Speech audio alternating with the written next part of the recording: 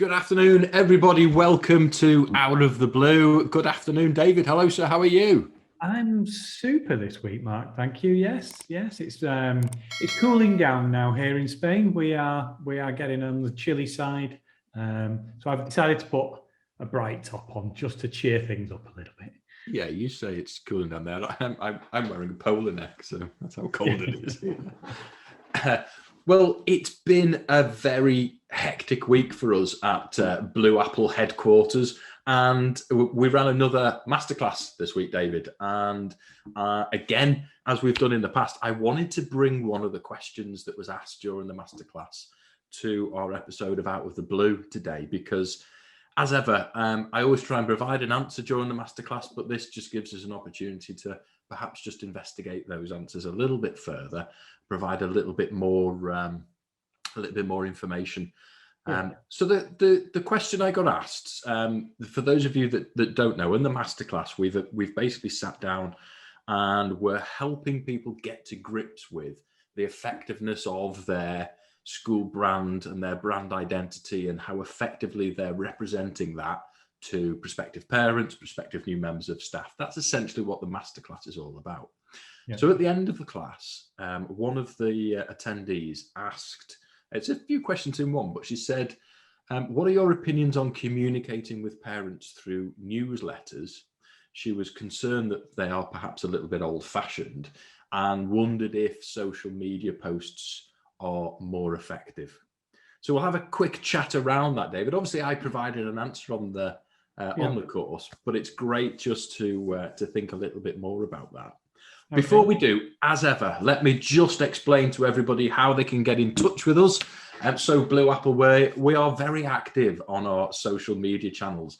Our social media channels are a brilliant way for you to interact with us. If you have questions, you want to find out more information, and we're always sharing little snippets and little bits of information that will be useful to anybody involved in school marketing and communications. So you can find us on our LinkedIn page, through Twitter, Facebook, and Instagram. As I previously mentioned, every month I run my masterclass. We ran one this week, and the next one is on the 7th of December. That's at 1 o'clock. There's more information about the masterclass on our website. Go along and take a look at that. And you'll also find there on our website the previous episodes of Out of the Blue. There's loads of them now. I can't even think how many there are, but we've talked about so many different topics. And also you'll find our written blogs on there as well. So if you've got any questions or you're trying to find answers to anything that you're involved with, marketing your school, then that's a great place to go. You may well find that we've already had a chat about it and provided some pointers as to how to overcome your problems. So let's get back to that question in hand. So the first part of that was really our opinions on communicating with parents through newsletters and whether they're old-fashioned. Do you think they're an old-fashioned way of communicating, David? It's a great question, actually, and I think possibly a little difficult for us too, being in our early 30s, to answer fairly. Yeah. But I think, as everything in life, doing everything in moderation is the right way to go. So I think that there is a time and a place for both the traditional printed newsletter that the schools can produce internally, more professional newsletters, up to even magazines. Some of them produce magazines on a bi-weekly or monthly basis. So there's still a case for that. But obviously the digital newsletter is possibly much more cost effective. The school where my children go to, Laude San Pedro, they produce a fantastic newsletter. It's using one of I think it's Adobe Spark they use. It's interactive. It just moves nicely. The content's great on there. So there's a case for both sides, and I think that's what we should talk about. Really, there isn't one preference over another. I think they both have their place, and yeah, I think I think for us, Mark, we still like the feel of paper, and to receive something in the school bag at the end of the day, because we probably don't look at our phones more than a couple of times a week, and to see the digital notices, I think is probably not as appealing as having a nice newsletter in the school bag at the end of the week. Yeah, and everyone else in their early 30s would feel the same way, you think? I think so, yes. I think it raises a number of interesting issues, really. And you've mentioned one of them there, that printed newsletter, and that sort of old-fashioned, for want of a better phrase, of sort of communicating. There are issues with that, and we're all aware of the issues in that, do they actually get home? Do they get to the parents? I certainly know when my daughter was in primary school, there were lots of letters and newsletters that I never got to see. They were crumpled in the bottom of a book bag, or they never made it into the book bag, or they got wet and soaking. So they're not a guaranteed way of making sure that your information is getting back to parents.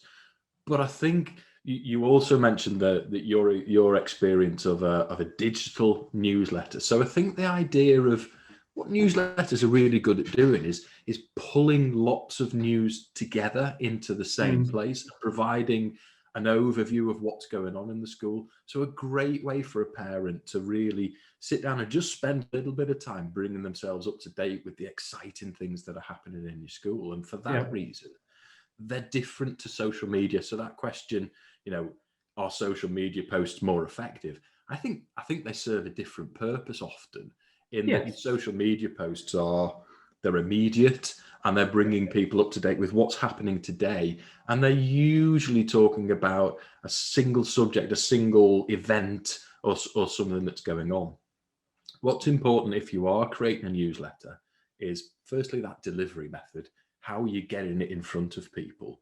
But secondly, thinking about how it can work and how it can be structured to be a really powerful communication tool, supporting your brand and supporting the way that you want your school to be viewed. And I've talked to you before, and I've mentioned this example to a number of our clients as well.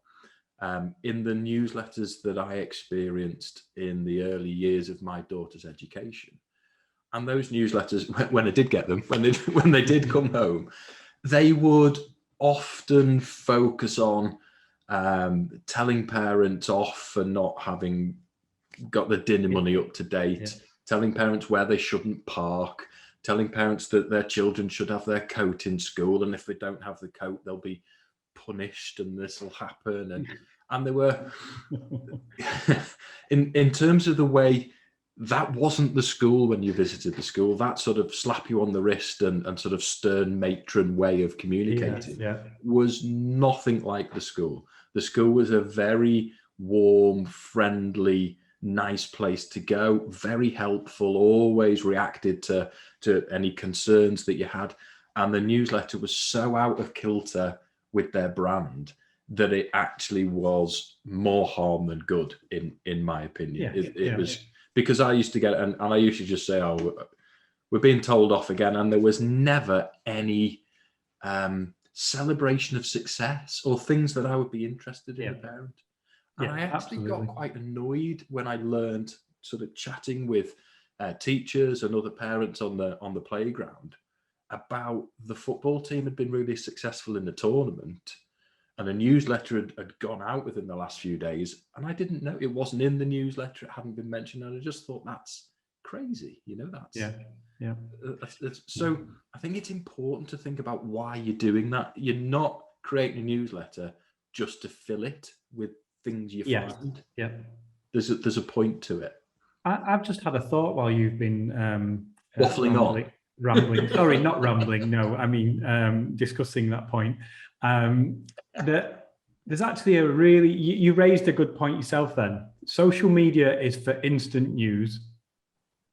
You then get your and this is my brain thinking now, how schools could and possibly should approach their news as in general, so that your social media posts are there for instant news updates, good and bad. There's an emergency notification, or there's a sport, success in a sporting event. It's there, it's instant and then gone. You then have your weekly content, a weekly roundup, which could be a blog, it could be a newsletter on the website that gets emailed out to parents. It could be a little bit more sophisticated, but I think that's quite quick to produce. You've then got your monthly option, where you do a roundup of all the activity of the month, that all the positive stuff. You don't need any negative stuff in there that's been going on at the school, all the celebrations. And again, I think that should be or could be then possibly split between having a digital version and a printed version, because you've actually got something to put in it and it's not such a chore to put it together. But then an end of term newsletter, or an end of year newsletter, more of it is probably going to be more like a yearbook then, but it could be a smaller version. And that is something that should be, if you did it annually, it should be something that is printed, that can be given to every student, as this was the year, 2021 at school, in your school life, this is what the school achieved. And I think then you wouldn't send that out digitally. You could, but I think there's something more substantial about it. It doesn't cost a lot to produce. I think it's a really nice memento to give out. It can be used and passed around, and you'll be surprised at how these things are passed around to market the school. So you might give it to a parent, but they're going to share it with family and friends and talk about it. So it's doing a bigger job than just being a newsletter. I think there's a real strength to that, in that, your school prospectus, or your promotional brochure, as we tend to call them, it's an obvious sales document really nowadays, isn't it? And whereas a prospective parent picking up the magazine or the yearbook, however, whatever we want to call that, and as you say, it can be really quite cost effectively produced. But that's going to give them a flavour of what happens in the school over the year. That year in the life of the school, that's really going to appeal to people. They're going to get so much from seeing the breadth and the flavour of everything that goes on. I think they'd love that. Certainly, you'd want to be involved in that. I get excited about being involved. Yeah, and I don't think that the cost is huge in that to do. When you consider the interest that it would generate, I think a single pupil coming to the school on the back of producing something like that would definitely cover the cost of producing it. So I do think there is a time and a place for digital, social media, a digital version of the newsletter, and then a printed version, which is more of a keepsake, has a bit more longevity to it. Well, I'm glad you agree with me, because that's is that what you said? Essentially, the answer that I sort of provided is that there's a time and a place for each of them. Anybody that wants any further advice, we have some previous episodes on producing promotional documents and prospectuses. We've talked about social media in the past as well. Some great episodes. We've had some special guests talking about that as well. Our answer to the question is that there is a time and a place for communicating through newsletters. Make sure that they are celebratory, and make sure that you're not sending them out for the sake of it, and that they're actually doing the job for you. Perhaps they are a little old-fashioned, but there are more modern ways that they can be distributed if you do that digitally. And your social media post will support that, and can really talk about what's going on and what's happening immediately within your school. Also really valuable to feed into your website homepage. And I think biggest thing to remember is that as long as everything is on brand, that the messaging, the tone of voice is consistent, you should be using all those channels anyway, because everybody is using different platforms to access information. So you should make it as easy as possible for everybody to know what's going on in the school. Brilliant. Anybody that wants any advice on how to develop that key messaging and how that key messaging can then instruct your newsletter and all the different ways you communicate, get in touch. It'd be great to meet up. So jump on the Blue Apple Education website. You'll see the address at the end of the episode. Fill in our inquiry form then, and we'll send you over a link where you can book in for a meeting with myself, and we can chat through how you're doing things at the moment and offer some advice on perhaps how things can be improved. If anybody wants anything else, then obviously feel free to email us at any time. And we'll be back next week answering some more questions on Out of the Blue. Thanks, David. Thanks very much, Mark. Good to see you. And you, sir. We'll see you again. Thanks a lot for your time. Bye-bye. Bye-bye. Bye. Thank you for watching Out of the Blue, and I hope you enjoyed it. Please subscribe and leave a comment below, and please ring the bell for notifications. I hope I will see you again soon. Bye!